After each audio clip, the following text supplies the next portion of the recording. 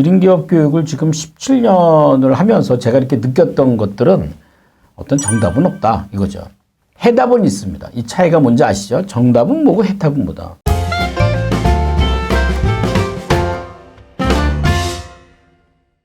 오늘의 주제는요, 허심탄회입니다. 허심탄회. 그래서 오늘 제가 여러분들하고 함께 할 거는 좀 허심탄회하게 1인 기업의 스타트 포인트를 함께 좀 얘기해 볼까 합니다. 스타트 포인트가 곧 지름길이에요. 내가 어떻게 시작할 것인가.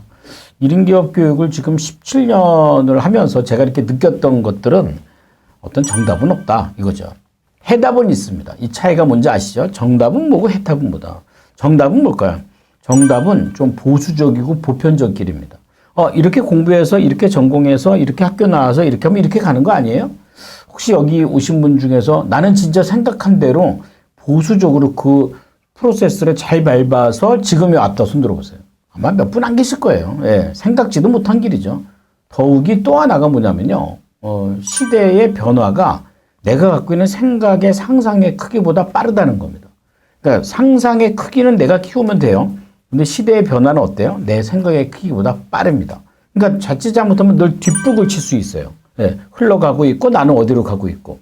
그러니까 자기의 사업을 시대의 트렌드와 맞지 않게 뒷북을 치게 만드는 요인 중에 하나가 욕구입니다. 오늘 제가 그 얘기를 좀 할 건데요. 하고 싶은 일. 그래요. 이건 저는 이제 10대들 캠프할 때는요, 이걸 좀 많이 강조를 합니다. 하고 싶은 거 찾아봐. 근데 20대가 됐을 때 하고 싶은 거 하는 거 어렵습니다. 30대, 40대, 50대? 어때요? 하고 싶은 일은 욕구죠. 그러면 하고 싶은 일보다 무슨 일을 해야 될까요? 해야 될 일을 하셔야 된다는 거예요. 그러니까 아무리 마이크가 있고 무대가 있고 조명이 있다 할지라도 내가 지금 여기 왜 서 있는 거지? 내가 지금 누구로서 서 있는 거지? 이 강의 끝나면 누가 나한테 강사로 주는 봉투 보고 따라가는 게 아니고요. 내가 마이크를 잡고 조명 앞에서 책임질 일을 해야 된다는 거예요. 근데 이건 마찬가지예요. 보통 우리가 그런 역할을 따질 때 한 5가지 정도 역할이 됩니다. 그죠? 어떤 역할도 포기할 수는 없어요. 그럼 어떻게 해야 되죠? 각각의 역할에 내가 성과를 만들어야 돼요. 그래서 그 역할에 최고의 성과를 만들어내기 위해서 시간 관리하는 거고요. 그러기 위해서 독서도 하는 거고요. 그러기 위해서 강의도 듣는 거고요. 그죠? 그러니까 내가 그 역할에 최고의 성과를 만드는 게 목적이라고 한다면 그 목적을 이루기 위해서 내가 해야 될 일은 뭐예요? 수단이죠. 네. 제가 좀 허심탄회하게 얘기하면 바쁘게 살지 마세요. 너무 바쁘게 사는 분들의 공통점, 수단과 목적이 구분이 안 갑니다. 내지는 수단을 지나치게 쫓아가느라 목적을 잃어버릴 때가 있습니다. 근데 거기를, 그 눈을, 우리의 눈을 가리게 만드는 게 뭐냐면 자존심. 또 하나는요, 내가 갖고 있는 경력이에요. 여기에 너무 치중을 하잖아요. 그러면 목적을 잃어버리고 그 수단으로서 누군가와 경쟁하게 된다는 거죠. 그런 마음들을 쭉 내려놓을 필요가 있겠습니다. 그죠? 예. 질문 주신 분 중에요, 많은 분들이 질문을 줬는데 오늘 좀 대부분 다 내용에서 우리가 함께 다뤄볼 거고요. 2가지 질문을 좀 한번 보려고 그래요. 이 질문을 한번 좀 읽어볼게요. 네. 50대 여성이세요. 제가 누군지 모릅니다. 네. 10년 차 요양보호사를 하시네요. 그런데 이 질문은 어떻게 1인 기업할까요? 자, 50대 여성이시고요. 그러면 대충 50대 여성이면 60년대생이죠. 네. 60년대생이면 어떤 시대냐면 주판 시대예요. 주판. 네.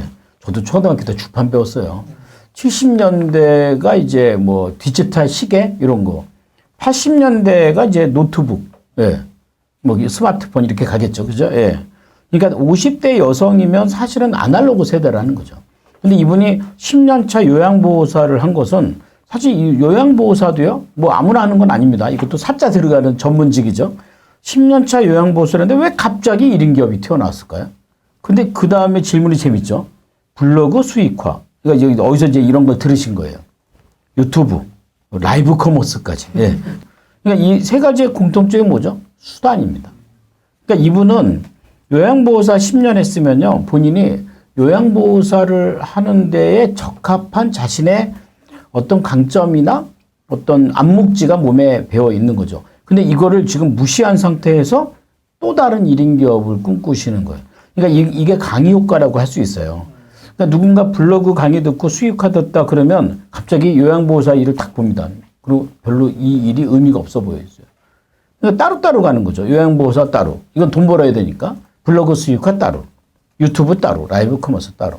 근데 이렇게 따로따로 한 채널들을 모아서 엔잡러라고 보신다면 내가 볼 때 저는 약간 좀 위험하다고 볼 수 있어요.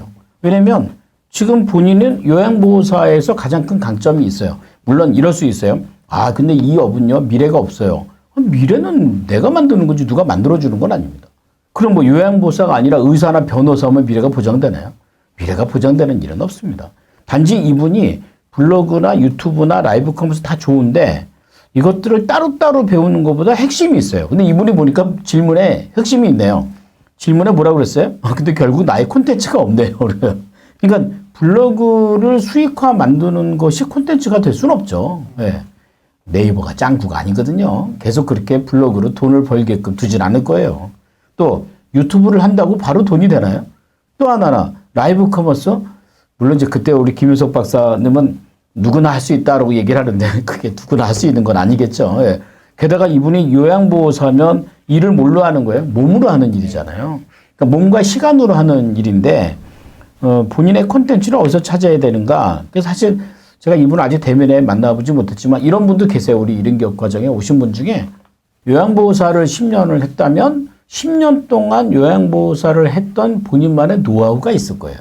그러니까 이분이 의학을 배운 분은 아니지만 요양을 이렇게 가이드를 해드리는 분 아닙니까? 그러면 이분이 모시는 분이거나 이분이 돕는 분들의 상황에 맞춘 본인만의 노하우가 있지 않을까. 저는 그 노하우가 콘텐츠가 되려면 오해하지 마세요. 요양보호사라는 본인의 일에 의미를 부여해야 됩니다. 아니, 이 일도 본인이 하고 싶어서 한 거 아니겠어요? 그죠? 근데 이제 이게 강의 효과예요. 요즘 이제 줌으로 온라인 교육을 너무 많이 받다 보니까 본인이 10년째 요양보호사를 하는데 다른 강의를 듣다 보면 그 강의는 굉장히 멋지고 나는 아니고 저기는 돈이 될 것 같고 나는 돈이 안 될 것 같고 이런 생각보다 저는 차라리 지금 10년 동안 했다면은 어느 정도는 본인과 잘 맞는 거거든요. 그래서 요양보호사 하는 일, 이 직업뿐만이 아니라 여러분들이 현재 돈을 벌고 있는 그 일에 의미를 좀 부여하셨으면 그리고 그 의미를 부여하여 그 안에서 본인의 노하우를 발견하는 거죠. 제가 제 책에 이런 얘기를 했어요. 돈을 버는 방법이 3가지가 있는데 첫째가 이 시간과 몸뚱아리로 하는 겁니다. 근데 이거 갖고 오래 할 수는 없지만 이걸 우습게 보시면 안 돼요. 모든 일이 여기서부터 시작합니다. 20대 학교 다닌다고 알바하세요. 시간과 몸뚱아리로 하는 거 아니겠습니까? 근데 이 일을 하는 과정에서 내가 뭘 얻어요? 노하우를 얻어요. 그 노하우를 얻어서 그 다음 단계 노하우를 나누면 되지 않겠습니까? 그죠? 제가 지금 이렇게 유튜브에서 함께 나누는 것처럼 그래서 저는 10년차 요양보호사를 10년 동안 했다면 이분의 성향은 잘 모르지만 무조건 바꾸지 말고 거기서부터 시작했으면 어떨까. 출발점을 좀 명확히 잡았으면 좋겠다라는 생각이 듭니다. 또 한 분의 질문인데요. 이분 요즘 이제 이쪽 사업하는 분이 많이 계시는데 저하고는 상관없습니다. 그런데 이제 이렇게 질문을 하니까 네트워크 마케팅을 하시나 봐요. 네. 네트워크 마케팅은 3년 차입니다. 근데 사실 너무나 바쁘고 돈도 안 되고 성장도 어렵고 네트워크 마케팅 하는데 왜 바쁘고 돈도 안 되고 성장도 어려울까? 그러니까 이분이 네트워크 마케팅을 하면서 본인이 하고 있는 그 일에 집중하기보다는 만나는 사람과 사람 사이에서 배울 만한 거 한눈 파는 게 너무 많다는 거예요. 이러다 보니까 돈도 안 되고 성장도 어렵죠. 그죠? 1인 기업이라고 시작한 일 맞아요. 네트워크 마케팅도 1인 기업입니다. 근데 처음 생각과 많이 다르네요. 그러니까 이분 지금 열정이 많이 떨어져 나가 있는 상태죠. 예. 이게 초기 집중이라는 게 제일 중요하거든요. 이렇게 네트워크 마케팅은 이미 시스템이 돼 있죠. 그럼 시스템이 돼 있는데 내가 일단 몰빵을 해야 돼요. 예. 이게 우리가 이제 환경에 대한 영향을 많이 받잖아요. 만약에 1년만 합니다. 그럼 1년 동안에 집중을 하실 거예요. 근데 이제 이런 네트워크 마케팅이나 이런 영업들이나 이런 게 정년이 없다 보니까 뭐 내년에 하면 되지. 올해 하면 되지. 이렇게 느슨하게 하게 되면 이분이 한가해지는 게 아니고 더 바빠지는 거예요. 그리고 돈도 안 됩니다. 돈이 어디서 돼요? 이거를 제품을 소개를 해야 되고 전달을 해야 되고 팔아야 되는데 거기 집중하지 못하는 거죠. 당연히 성장도 어렵죠. 이게 네트워크 마케팅에서의 성장은 뭐죠? 내 그룹이 생기는 거거든요. 그러면 이분이 자기 밑에 이제 함께 하는 파트너들이 많아지는 건데 이렇게 바쁘고 돈도 안 되고 성장이 안 되고 산만한 상태에서 사업을 하시는 분이 파트너를 구하면 어떤 파트너들이 와요? 자기 같은 파트너들이 와요. 다 바쁠걸요? 만나기도 어렵고. 네.